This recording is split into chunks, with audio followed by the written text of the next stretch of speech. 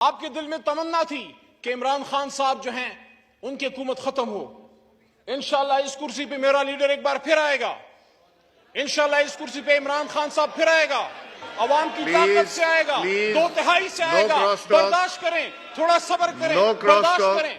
ہر عمران خان صاحب کا گناہ کیا ہے؟ عمران خان صاحب کا گناہ یہ ہے, میرے چھوٹے بھائی ہیں لیکن لیڈر ہیں, میں احترام سے نام لوں گا, بلاول صاحب بیٹھے ہیں.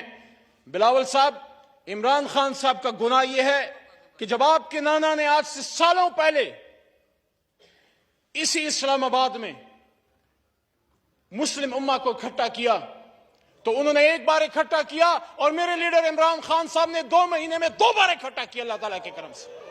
اسی OIC کی کانفرنس میں عمران خان صاحب نے, میں وہاں سے دیکھ رہا تھا, آپ ہنستے جائیں, آپ کے ہنسنے سے میرے حوصلے کم نہیں ہوں گے. میرے پیچھے بھی کروڑوں لوگ کھڑے ہیں, میرے لیڈر کے پیچھے بھی کروڑوں لوگ کھڑے ہیں, اور ہم دشمن نہیں ہیں. ہم نے مل کے پاکستان کو بنانا ہے, لیکن آپ کے طریقہ کار سے ہمیں اتفاق نہیں. وہاں پہ عمران خان صاحب نے کھڑے ہو کے جب سن رہے تھے, انہوں نے یہاں سپیچ کرتے ہوئے فرمایا, وقت ثابت کرے گا کہ کون اصلی شیر ہے. آپ کے الفاظ آپ کو مبارک ہوں. وقولوا للناس حسنا, میری تربیت ایسی نہیں ہوئی.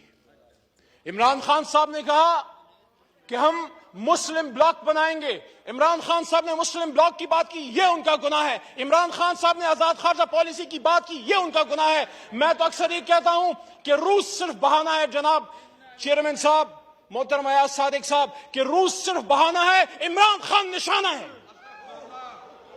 عمران خان کا گناہ یہ ہے کہ اس نے وزیر اعظم پاکستان ہوتے ہوئے ختم نبوت کی بات کی, اسلامک امہ کی بات کی, مدینہ کی ریاست کی بات کی. عمران خان کا گناہ یہ ہے کہ اس نے سامراج کے سامنے کھڑے ہو کے یہ بات کی کہ ایبسولوٹلی ناٹ.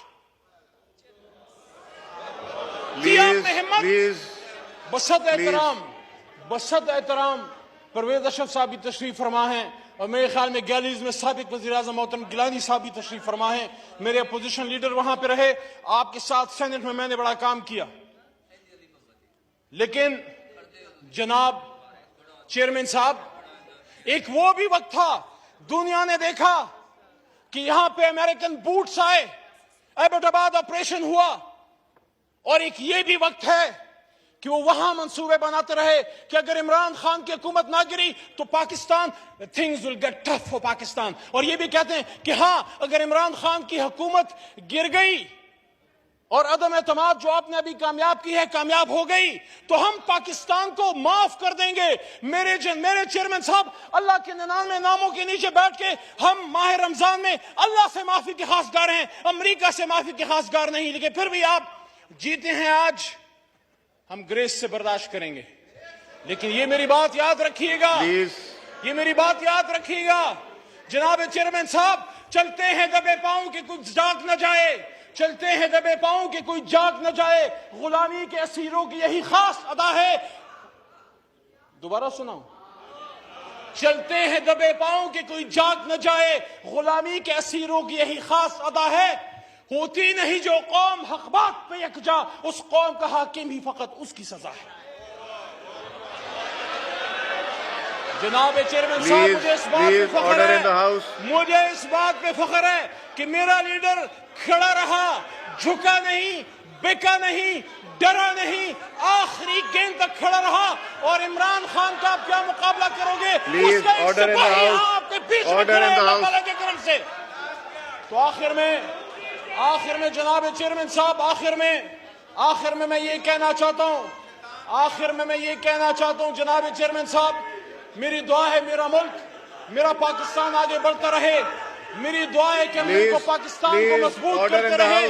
لیکن انشاءاللہ میرا اللہ کہتا ہے وَقُلْ جَاءَ الْحَقُّ وَزَهَقَ الْبَاطِلُ إِنَّ الْبَاطِلَ كَانَ زَهُوقًا. اور کہہ دیجئے میرے حبیب کہ جب حق آتا ہے تو باطل مٹتا ہے, اور باطل تو ہے ہی مٹنے کے لیے.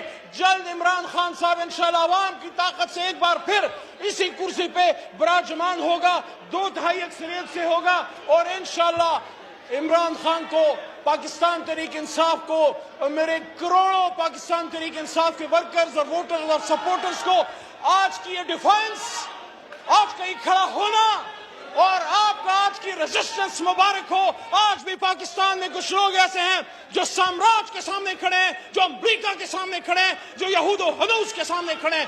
پاکستان زندہ باد, عمران خان پائندہ باد.